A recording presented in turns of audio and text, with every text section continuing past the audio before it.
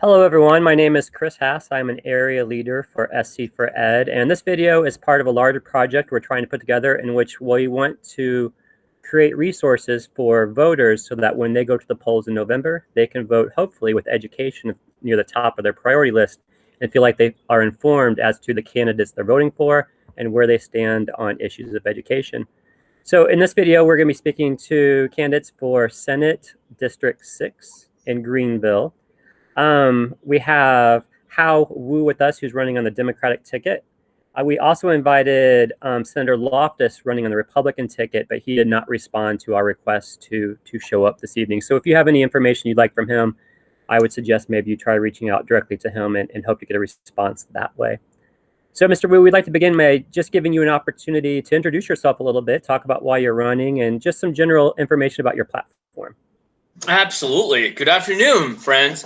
My name is Hao Wu. I am running as a Democrat for the State Senate District 6 in Greenville County, South Carolina. My background is that I am a Chinese immigrant, a Tar Heel grad, a veteran of the Iraq and Afghanistan wars, a small business owner in the community, an investor in Greenville startups, and an advocate for public infrastructure here in our neighborhood. We live in unprecedented times and people are suffering due to the pandemic.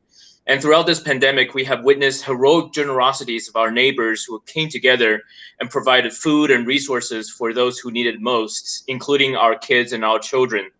More importantly, however, this pandemic has exposed troubling disparities. We have witnessed rising unemployment, community housing crisis, education crisis, and dramatic inequitable outcomes when it comes to public health care. As a successful entrepreneur and a disciplined advocate, I have had the honor of talking with community members in District 6 over the past few weeks and the past few months. And moreover, I have had the distinct privilege of helping local businesses when it comes to emergency workforce recruitment and filing for business loans with the Small Business Administration. I know what must be done not only to advocate for comprehensive legislation to kickstart our economy, but to do it in an effective and equitable manner with regard to public infrastructure, education, and healthcare. My friends, we live in hard times, but I am ever the optimist. I have lived the American dream, and I know that with your support, better times are ahead of us. Our communities are strong, and we have solved harder problems in the past. And I just want to say that let's get down to business. Thank you. All right, thank you. So let's begin our discussion of education with your assessment. When you look at education as a whole right now in the state of South Carolina, public education, and I know right now we're in the midst of a pandemic, and that's brought some unique challenges for sure that are very much at the forefront of our minds. And feel free to speak to that as well. But even beyond that, just the general state of public education in South Carolina, what are some of your thoughts? What do you notice? So to answer your question, it's a very broad question, and I want to kind of do an upper level look down and then answer the specifics.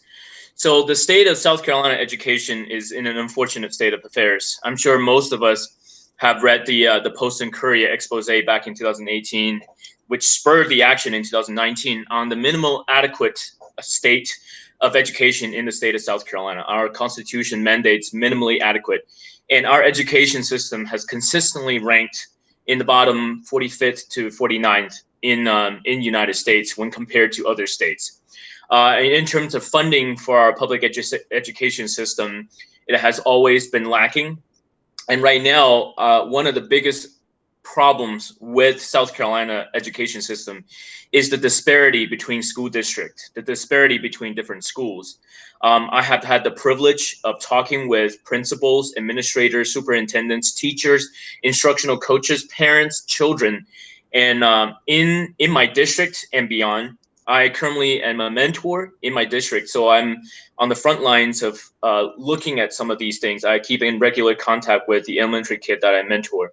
So we have a lot of problems, and those problems can be probably succinctly come down to funding.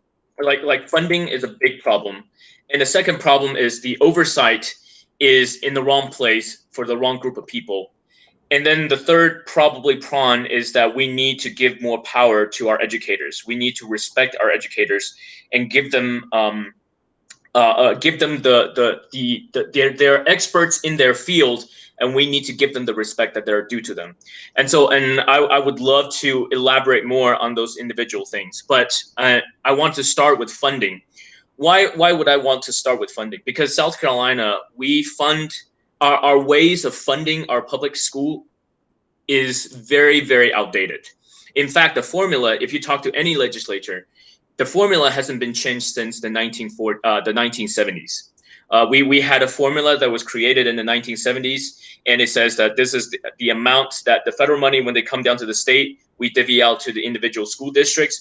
And then the individual school districts, of course, talk with the county council, they talk with the county administrators, and then the county decides how much property taxes are allowed per school district, per schools. And that is a very outdated formula. And the reason why I say that is my district, State Senate District 6, I want to specifically talk about that. Greenville County School District is huge. It's one of the biggest in the United States. I believe it's one of the top 10 largest school districts all over the United States. Pretty much the entire county of Greenville County is one school district, with the exceptions of very small areas. We have many, many different schools, but when it comes to lower income schools, and specifically I'm talking about Title I schools, I don't know how many of your viewers are familiar with the Title I schools, but those are schools that are located in low income areas of the neighborhood. And the federal government have mandated that in order to bring the disparities up, we need to have more cooperation, more communication between those schools in the Title I category. We need to give them more funding. We need to pay more special attention to these schools. So out of the numbers of Title I schools in Greenville County, they're concentrated in only two school districts. They're only concentrated in two state senate districts, District 7 and District 6. So in District 6, the school that I mentor at Montague, Armstrong, so Duncan Chapel, and a number of other elementary schools in the area are Title I schools. And then 2 out of the 3 middle schools that are Title I are located in my district. That is Berea Middle School and then Lakeview Middle School. And these schools, you know, when we talk about Title I schools, we should talk about how can we fund them better? How can we bring the disparity up? And without funding, without resources, those cannot happen. And I hate to bring you guys bad news, but I have to let you guys know that having talked to the administrators of these Title I schools, the funding has not gone up, but in fact, it has gone down year over year over the past few years. That is, it was an eye-opening experience and an eye-opening feeling when I heard that they were losing hundreds of thousands of dollars. And in fact, the most successful school. So I just want to pitch a little bit on Montague Elementary School, the school that I'm a mentor at, because over the past 3 years, despite their funding getting cut over hundreds of thousands of dollars, they have not lost a single teacher to attrition. As a matter of fact, because the administrator has such a background in private fundraising and things like that, so they were able to successfully raise funds from the private sector in order to support the kids in public school education system. You know, even though I love to talk about the successes of these innovative teachers and innovative administrators who are doing the best they can, it is ultimately an indictment on our current state legislature that they cannot properly come up with a funding structure that support these experts in their field, that support our everyday teachers. I can go into a lot of details about funding, about how outdated some of these formulas are. But next, I want to talk about treating our teachers like experts. So as most people are, I don't know how familiar people are, but the governor of South Carolina has mandated an education oversight committee for the entire state of South Carolina. So these committees are the ones that are coming up with these report cards, coming up with all these resources in order to measure and say that, okay, this school is doing well, this school is doing above average, that school is doing below average, and so on and so forth. And I think the oversight committee was designed to bring oversight, but unfortunately, I think it has had some very, very unfortunate side effects. In fact, a lot of the side effects has to do with funding. So that's why I talked about funding earlier. So fundings for individual schools somehow have gotten tangled up with these oversight, with the the tests that these oversight committee have created. And so individual schools had to dedicate teachers, they have to dedicate specific resources to fulfill a lot of these requirements. I say, unfortunately, to the detriment of having those teachers actually teaching those courses to students. So rather than having students organically and naturally learn under the tutelage of experts, you have the oversight committee, unfortunately, creating a lot of these barriers. And in fact, these barriers are put there because they're tied directly to the funding. Which administrator would want their funding to be cut because they did not allow enough resources to be tied down to those tests? I don't think any administrator. So it's a devil's bargain that these administrators have to deal with. And I think that that ultimately is very much detrimental. And then again, I can go into detail about this, but I want to give you more opportunities to ask questions. So the third thing, of course, is how do we solve it? Because I am a solver when it comes to problems. I don't believe that just pointing out problems is the way to talk about what I'm going to do and how I'm going to solve these things. So the third thing is how do we solve these solutions? And of course, in 2019 and earlier this year, the state Senate and the state legislature are passing a lot of these laws. They're talking about raising teacher pay. They're talking about more fundings for our schools. They're talking about dedicating more of the surpluses, because we have had surpluses. They're talking about dedicating more of those budget surpluses towards education.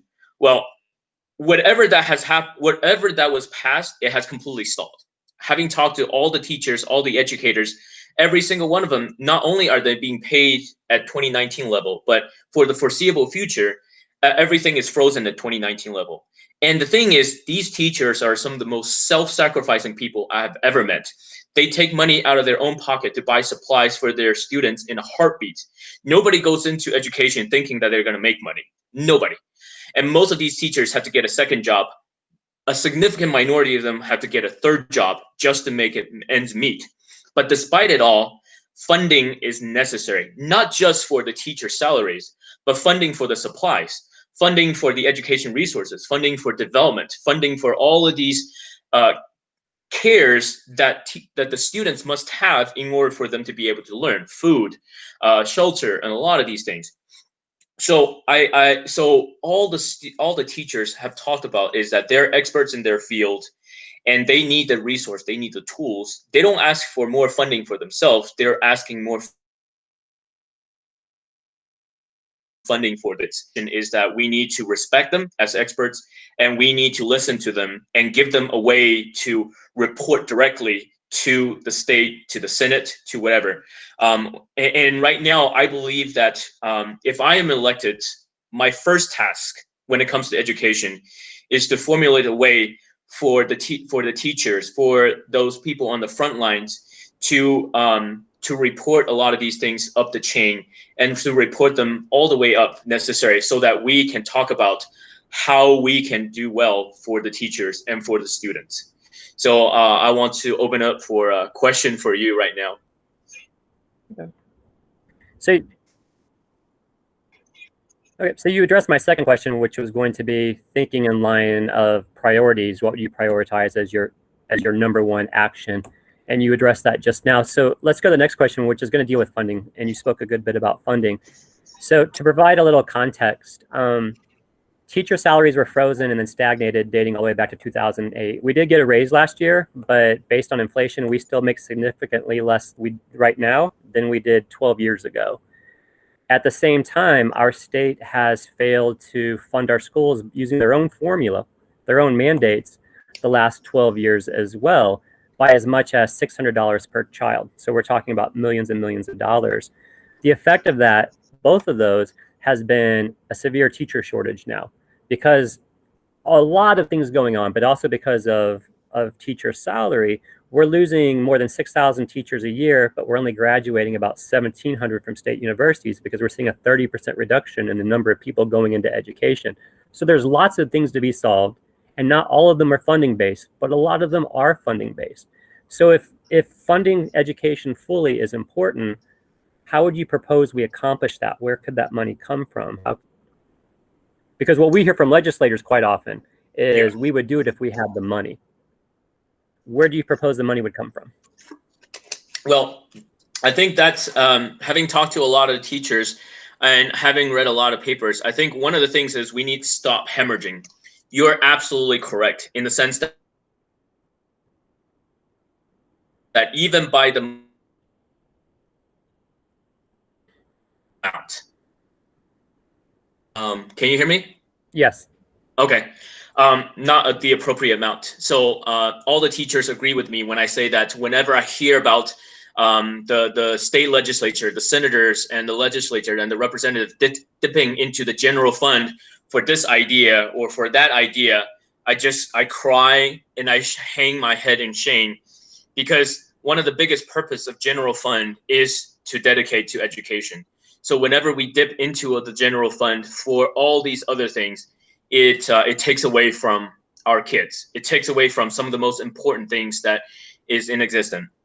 So that's one of the first things I will do is we need to expose the legislature. I'm not afraid to say this, but South Carolina state legislature and our Senate is some of the most is one of the most corrupt legislature in the entire United States.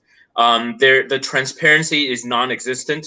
A lot of these fundings are going towards things that we have no insight into. The oversight of the funding is non-existent. We oversight our teachers all the time. We oversight our school districts all the time. But when it comes to funding, our oversight is really, really poor, really, really non-existent. And as a small business owner, I'll tell you this right now.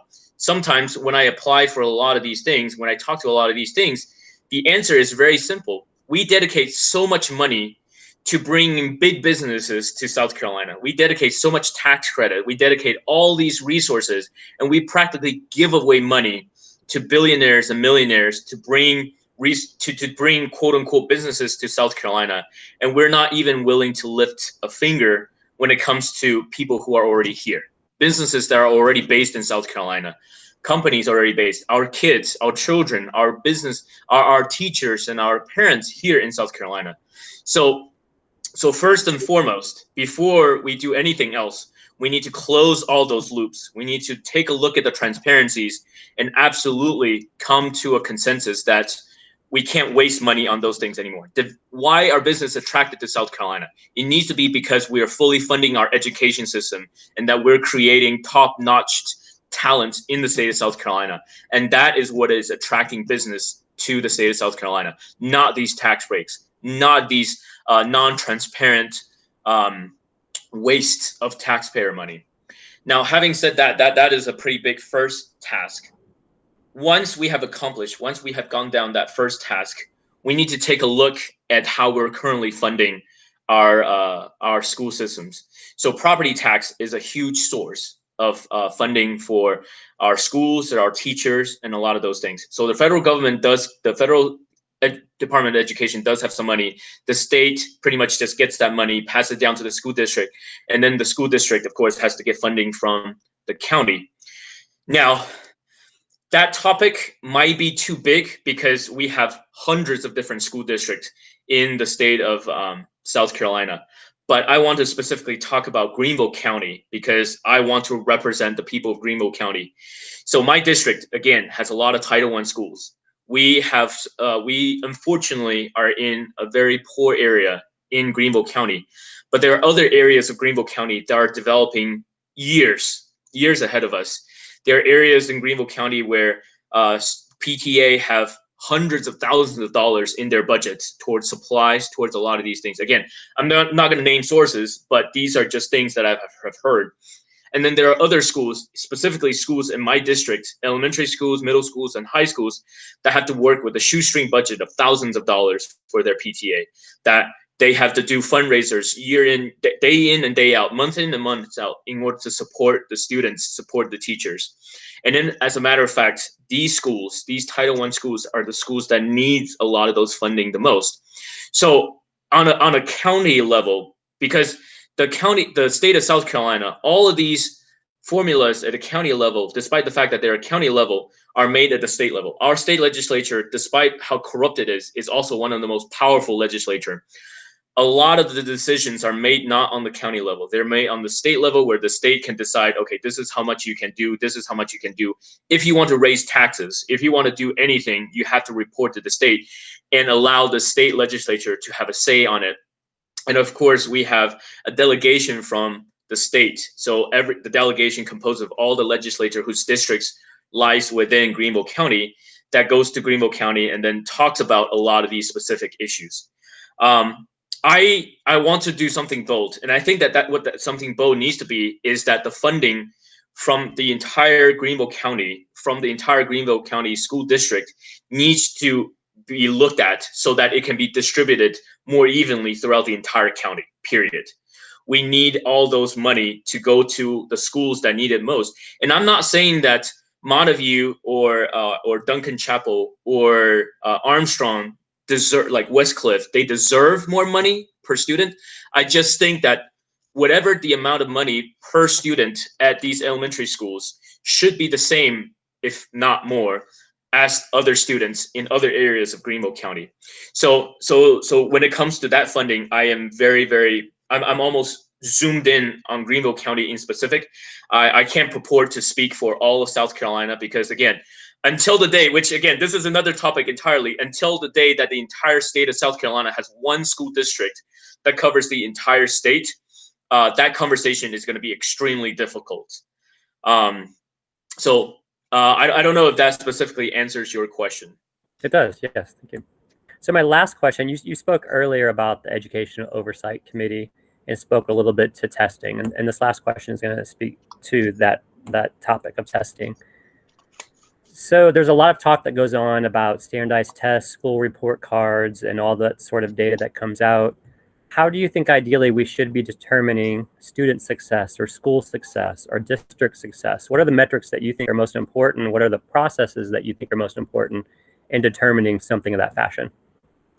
And I have I don't have the perfect answer for that, but I think whatever the answer is, it needs to come. The teachers must have input in that. I think one of the biggest challenges I think we face in the state of South Carolina is that a lot of these decisions made at the oversight committee or these decisions made at the administrative level, at the state level, does not take enough input from the teachers. They actually take these. They ask the teachers to fill out the surveys. They ask the teachers to do all these. But when they ask the teachers to do this, they don't guarantee teachers. A lot of the teachers I speak to, frankly, are afraid of speaking up. They're afraid of losing their jobs, especially right now with COVID and with a lot of their families and loved ones losing their jobs. A lot of the teachers are afraid of speaking up on what they think needs to happen. And I think that is an abject failure at a state level. That is an abject failure at a state level, and we need to take the teachers' input into account. I think right now in our school districts we have experts who are teachers, and not only do we have experts who are teachers, we have experts who are instructional coaches, who basically are the people who pour themselves into teachers so that the teachers can fully pour themselves into the students. And I think that is perfect. We have a wonderful mentorship program that is already put into place in a lot of these school districts. We have a lot of these kind of mentorship programs that are already in place. Why aren't we putting more of the responsibility on them? Well, not on them, but why aren't we taking more cues from them? Why aren't we taking more cues from the people who are already overseeing a lot of the front lines and trust them in making those judgment calls? Instructional coaches, they are experts in their field. They're already seeing what is happening and what is not happening. They can make the judgment call. We have experts on the ground who can make those judgment calls. So forgive me for utilizing a military metaphor, because I'm a soldier. I serve in the U.S. Army.